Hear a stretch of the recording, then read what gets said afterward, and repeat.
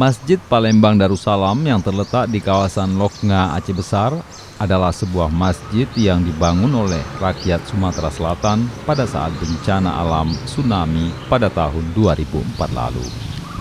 Arsitektural masjid ini mengadopsi replika rancangan Masjid Agung Sultan Mahmud Badarudin II di Palembang.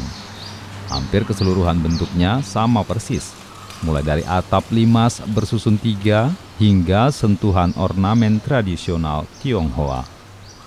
Di lokasi ini juga terdapat ruang selasar terbuka yang mengelilingi bangunan utama sebagai tempat beristirahat. Adopsi ornamen Tionghoa ini memang dibawa langsung dari Palembang karena dulunya Palembang adalah sebuah kota yang kental dengan etnis Cina. Tentu saja dengan bentuknya yang unik, masjid ini menjadi salah satu destinasi wisata religi bagi para wisatawan maupun musafir yang melakukan perjalanan melalui jalan Banda Aceh Melabuh.